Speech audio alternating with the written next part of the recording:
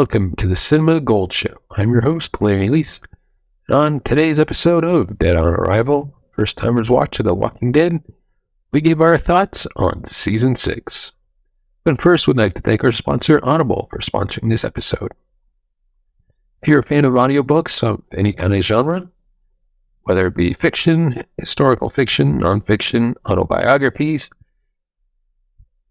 or others, then you want to head on over to audibletrial.com/Larry21 to get yourself a free audiobook of your choice and a free 30-day trial.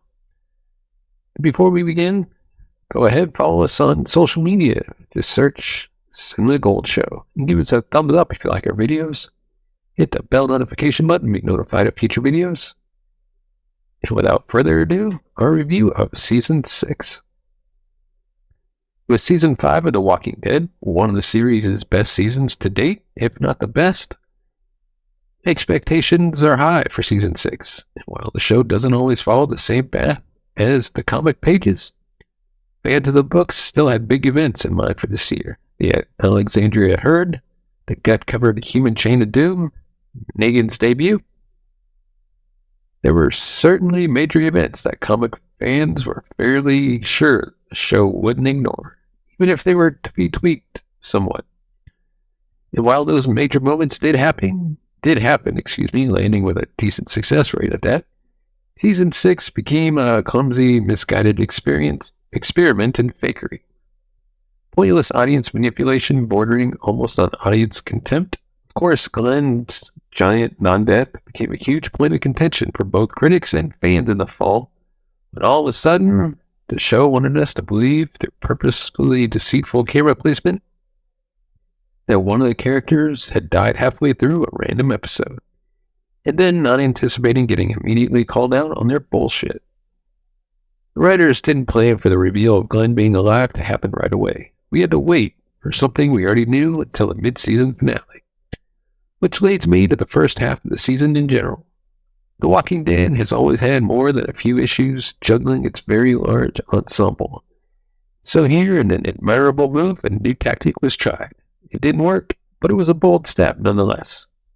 Basically, the first half of the season was one giant crisis, split up into different overlapping parts, focusing on different characters and locations during the ordeal. Glenn's death, however, threw in such a huge wrench that every episode that didn't directly return to that story felt like a roadblock in a sense. The season's best episode, Here's Not Here, gave us an amazing Morgan backstory, which also featured a great one-off character in the form of John Carroll Lynch's Eastman. That chapter, plus JSS, and a few of the back half episodes really felt like series highs. Though the other episodes were notable for their gore and intense action, while Here's Not Here more quietly and poignantly explained and accentuated Morgan's no-kill code. Still, the actual placement of Here's Not Here became an issue because of what happened or didn't happen to Glenn and Thank You, which came right before it. In Season 5, Tyrese's big exit and what happened and what's going on played out superbly, and it too began with a small meditative puzzle of images and sound. Scenes that would be explained by the time the episode was over, giving the episode extra heft, extra texture. Now let's compare that to how East began, one episode out from the season finale. It started with a puzzling mix of imagery and voices. Then it soon pieced all of it together for us as we learned that it was all about Carol confronting a truck full of saviors out on the open road. Then the episode decided, after all that, to not show us Carol's fate after trying to take out the final savior, who was brandishing a knife. That's what Season 6 overall was all about, needless deception. Granted, there were still some strong moments in the second half of the season. The bloody carnage at the mid-season premiere mixed with Rick's deal and first assault on the Saviors and the Carol-Maggie prisoner situation made for a very exciting, straightforward string of episodes that worked more than ever to paint our heroes out as perhaps less than admirable individuals. Survivors, sure, but heroes, not anymore. I even really liked the humorous reboot quality of Next World that featured a time jump, the debut of the pairing of Rick and Michonne Things unfortunately fell apart by the very end of the season. Not only did the Saviors keep losing until randomly it was time for them to get one over on Rick and his team, but the show went to enormous facepalm lengths to maneuver its characters so that they left Alexandria during a time when no one should have been leaving Alexandria. It was incredibly frustrating to watch Rick, Daryl, Michonne, Glenn, and more all choose for various reasons. Though often it was to go after someone who had already left, to leave town on the precipice of open war. Then the final two cliffhangers in East and Last Day on Earth just continued to rub salt in the wounds that were still open and fresh.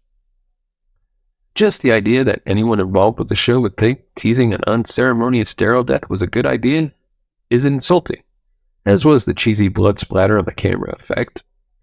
Jeffrey Dean Morgan's character was freaking great, and that entire 10-minute scene with him felt like the show had finally found a fresh and exciting new element to explore. Rick's pale, panicked demeanor was particularly great to watch, but then, after reports of multiple endings being filmed, the show couldn't pull the trigger, or better yet, swing the bat properly. It either hadn't decided yet who died by Negan's hand, or it had chose not to show us. Because reasons, either explanation is the mark of a show in trouble. The Walking Dead 6th season had a lot going for it, including a massive herd of walkers, an invading band of psychos, a dastardly new crew to contend with. The second half of the season even began to show us just how ruthless and cocky Rick and his group had become.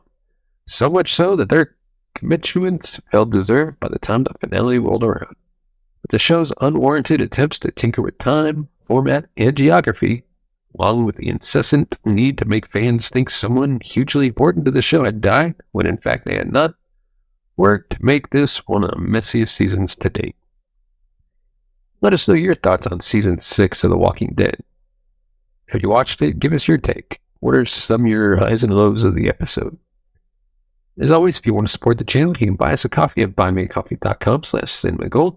Your support helps the channel grow, upgrade our equipment, bring new hosts, be able to pay them, create more shows, and hopefully one day take this show on the road.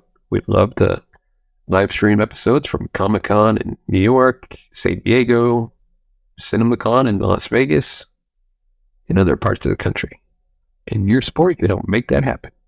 As always, thank you so much for your support, for watching and listening. We will see you next time.